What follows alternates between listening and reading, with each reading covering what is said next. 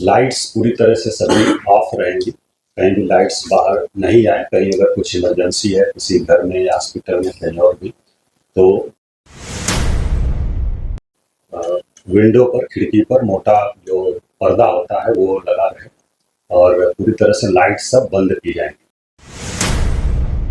Siren एक साथ बजाया जाएगा।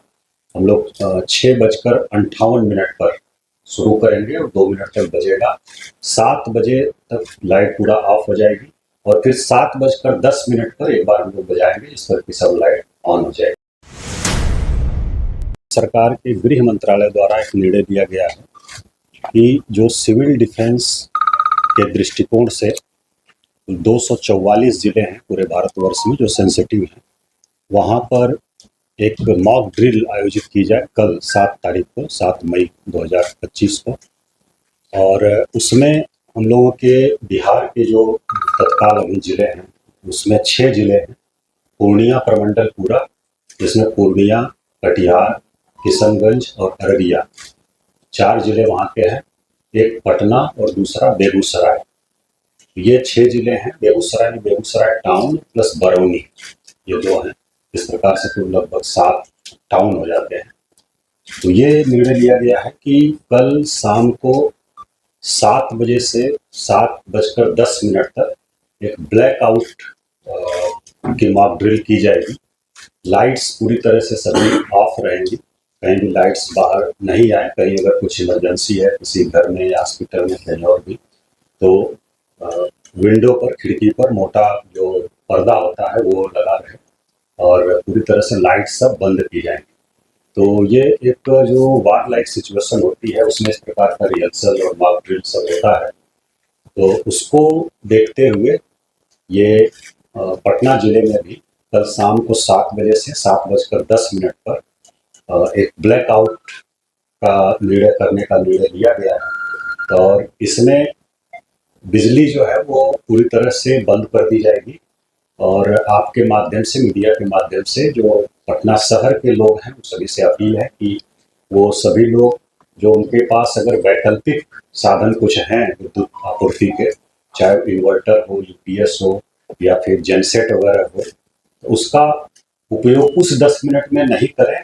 और अगर कहीं बहुत आवश्यक है उपयोग करना, तो इस प्रकार से करें कि कोई रोशनी घर से बाहर नहीं जाए। जो खिड़की है, विंडो है, उसको पूरी तरह से पर्दे से वो ढका रहे और मोटे कपड़े के पर्दे से, ताकि कोई रोशनी बाहर नहीं जाए। तो ये आपके माध्यम से हम लोग अपील कर रहे हैं, मीडिया के माध्यम से, और इसको बाकी सोशल मीडिया और डिजिटल प्लेटफॉर्म्स जो है उसके माध्यम से भी हम लोग सबसे अपील करेंगे। दूसरा, कुछ अनाउंसमेंट भी कल हम लोग करेंगे विभिन्न गलियों में। और उसके अलावा सायरन एक बजाया जाएगा। कुल हम लोगों ने लगभग 80 स्थान चिन्हित किया, 80 प्लेसेस पटना शहर में, जिसमें कि हम लोग सायरन बजाएंगे। इसमें 4 हम लोगों के फिक्स सायरन हैं। एक सचिवालय में है और एक हम लोगों का एनआईटी जो है वहाँ है गांधी घाट पर, पटना यूनिवर्सिटी में एक है, और एक और हम लोगों का है सिविल डिफेंस एडीएम आपदा होंगे। तो ये बाकी जो हमारी फायर ब्रिगेड की गाड़ियाँ हैं उनको भी हम लोग लगा रहे हैं, और जो थाने की हमारी गाड़ियाँ हैं उनको भी हम लोग लगा रहे हैं।